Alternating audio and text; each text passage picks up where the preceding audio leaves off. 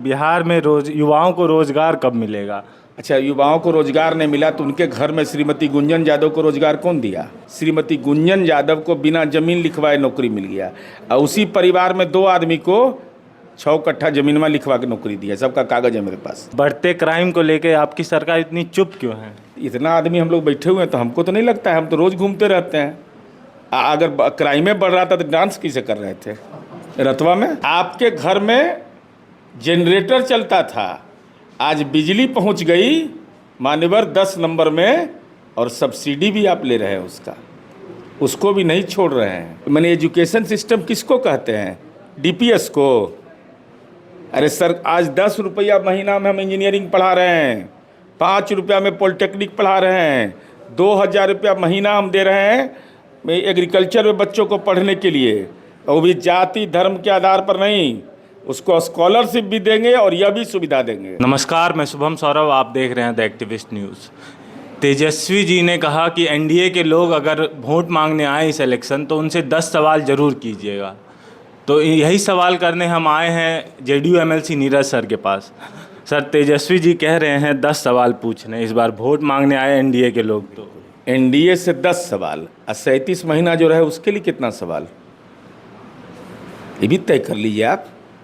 20 महीना आप भी नौकरी किए नीतीश कुमार जी के यहाँ, 17 महीना नौकरी किए, तो वो सवाल नहीं। हमको मौका मिला तो हमने क्या किया, आपको मौका मिला तो आपने क्या किया, और सवाल में तो कोई दिक्कत नहीं। हमारा तो काम बोलता है। तेजस्वी जी का जहाँ घर है, जहाँ ननिहाल है, जहाँ निर्वाचन क्षेत्र है, वहाँ का गली कौन बनाया मानवर? वहाँ स्कूल किसने खोला मान्यवर? पुल किसने बनाया मान्यवर? बिजली किसने पहुंचाया मान्यवर? सब्सिडी किसने लिया मान्यवर? दलित समुदाय का व्यक्ति राष्ट्रीय झंडा फहराए और वीडियो सैल्यूट करे, ये किसने किया महोदय? रोजगार किसने दिया महोदय? आपकी मां के नाम पर राबड़ी देवी उच्च विद्यालय सेलार कला में अधिसूचित हुआ था, उसमें 16 कमरा नीतीश कुमार जी ने बनाया। कब्रिस्तान की घेराबंदी फुलवरिया में हमने किया, आपने नहीं किया। आपके घर में जनरेटर चलता था, आज बिजली पहुंच गई मान्यवर 10 नंबर में और सब्सिडी भी आप ले रहे हैं उसको भी नहीं छोड़ रहे हैं। और जहाँ जहाँ आपकी संपत्ति है उस सब जगह, पटना में है 43 बीघा, तो सब जगह रोडवा कौन बना दिया? कौन बनाया रोड? कैसे बना रोड? इसलिए विकास पर तो हम बहस करना ही चाहते हैं, लेकिन हम आपसे यह जानना जरूर चाहते हैं कि जननायक कर्पूरी ठाकुर का अपमान क्यों? जननायक कर्पूरी जी है ना, जननायक तेजस्वी जी हो गए, राहुल गांधी हो गए। इतना बड़ा गुनाह है और ये सुर्खियों में ये बात नहीं आ रही है, तो कल तो डॉक्टर भीमराव अंबेडकर की उपाधि छीन लीजिएगा, लोकनायक जयप्रकाश नारायण की उपाधि छीन लीजिएगा। जननायक कर्पूरी ठाकुर कोई सामान्य मनुष्य बन सकता है? तेजस्वी जी आप बन जाइएगा, हम बन जाएंगे। तेजस्वी जी सामान्य मनुष्य? तो सामान्य मनुष्य नहीं है तो और क्या है भाई? आप एक विधायक हो सकते हैं। जननायक वह व्यक्ति थे जिन्होंने सामाजिक जकड़न पर प्रहार किया था, आरक्षण लागू किया था, गाली सुनना पड़ा था कर्पूरी जी को, और तब कर्पूरी जी हिले नहीं, अपनी बात पर कायम रहे। आप कर्पूरी जी बन जाइएगा। आप डीपीएस आरके पुरम में पढ़े हैं, जाके पितौंझिया गांव में पता लगा लीजिए। कर्पूरी ग्राम में राजा सिंह नाम के एक शिक्षक थे, उस समय नाई जाति के लोगों को पढ़ने पर प्रतिबंध था सामाजिक, जाके पता लगा लें तेजस्वी यादव। और राजा सिंह शिक्षक से उन्होंने निवेदन किया कि सर हमको आप जोर जोर से बच्चों को पढ़ाइएगा, हम बाहर में लिख लेंगे तो हम भी पढ़ जाएंगे। और जननायक कर्पूरी ठाकुर वहाँ से पढ़ाई शुरू किए। ये सामाजिक उन्होंने झेला है प्रताड़ना, आप प्रताड़ना झेले हैं। अरे आप तो फॉर्चूनर और कौन कौन गाड़ी पर घूमे हैं, और आपके पापा उनको जीप पर चढ़ने के लिए नहीं दिए थे, ये मालूम है कि नहीं? कर्पूरी जी ने जीप कर्पूरी जी को जीप नहीं उपलब्ध कराया गया था। मेरे पास कागज है, लालू जी का सिग्नेचर है। जननायक बन जाएगा कोई व्यक्ति? जननायक सामान्य कोई व्यक्ति बनेगा? जिनकी पत्नी का देहांत हो गया, ये दस्तावेज हैं। जननायक कर्पूरी जी के पास पैसा नहीं था। उन्होंने रामनाथ ठाकुर जी को बोला कि अब मैया का देहांत हो गया, कैसे करोगे दाह संस्कार? वो रोने लगे बिलख करके। ये सारे कागजी प्रमाण हैं, ऐसा नहीं मैं बोल रहा हूँ। रामनाथ जी भी अभी है, केंद्र में मंत्री हैं। तब कपिल देव आउ समाजवादी नेता उस समय के थे, उनको खबर हुआ, तब उनकी पत्नी का दाह संस्कार हुआ। कलेक्टर गया पितौंजिया और बकरी चरा रही थी कर्पूरी जी की पत्नी। पूछा ये कौन है? तो कहा कि कर्पूरी जी की पत्नी है मुख्यमंत्री की। वो आश्चर्यचकित हुआ कलेक्टर। अरे वो नहीं झेल पाए हैं तेजस्वी, जननायक कहला गए। और मुझे पीड़ा इसलिए हुई कि लालू जी आप तो कम से कम बोलते, समझाते कि यार जननायक कैसे तुम अपने आप को कहवा रहे हो। राहुल गांधी को कहते कि आप जननायक। पप्पू यादव जी ने कहा भाई हमको कोई कह देगा लोकनायक आकर के तो हम नहीं बोलेंगे। राष्ट्र रत्न हमको बोल देगा तो हम नहीं बोलेंगे। देश रत्न बोल देगा तो हम नहीं बोलेंगे। और राहुल गांधी की पार्टी ने ट्वीट करके कहा जननायक। ये जननायक की उपाधि मत चोरी करिए, और इतना चोरी तोरी करना है करते रहिए सब, लेकिन महापुरखों का जीवन वृत्त को मत चुराइए। तो सर तेजस्वी जी का सवाल ले लेते हैं। पहला सवाल कि बिहार में युवाओं को रोजगार कब मिलेगा? अच्छा, युवाओं को रोजगार नहीं मिला तो उनके घर में श्रीमती गुंजन यादव को रोजगार कौन दिया? उनके घर में उनके चाचा थे स्वर्गीय मंगरू राय, श्रीमती गुंजन यादव को बिना जमीन लिखवाए नौकरी मिल गया। और उसी परिवार में 2 आदमी को 6 कट्ठा जमीन में लिखवा के नौकरी दी है। सबका कागज है मेरे पास। तो दूसरा सवाल, 19 लाख नौकरी का वादा कहाँ गया? नौकरी का नहीं मिला है। तो राघोपुर में जितना पंचायत में हाई स्कूल खुला तो नौकरियां कौन दिया है? और जो बेटी पुलिसकर्मी आज आपके यहाँ सुरक्षा में तैनात, 159 पुलिसकर्मी है उनके घर पर तैनात, 159 बिहार पुलिस। तो बेटी को नौकरी कौन दिया? हम उन्हीं को मैच कर रहे हैं। राबड़ी देवी उच्च विद्यालय में नौकरी किसने दिया शिक्षकों को? हम राघोपुर नहीं ले जा रहे हैं, उनको ले जा रहे हैं फुलवरिया। जरा बताइए। तो तीसरा सवाल, इंडस्ट्री कब लगेगा बिहार में? इंडस्ट्री के बारे में इंडस्ट्री को उनको बता देते हैं। जब मान्यवर तेजस्वी यादव जी के पापा केंद्र में रिमोट कंट्रोल से थे, नीतीश कुमार जी को चिंता थी, हमारे यहाँ गन्ना उत्पादन होता था, इथेनॉल के लिए उन्होंने कहा कि इथेनॉल की अनुमति दिलवाइए हमको। मनमोहन सिंह जी की सरकार ने नहीं दिया।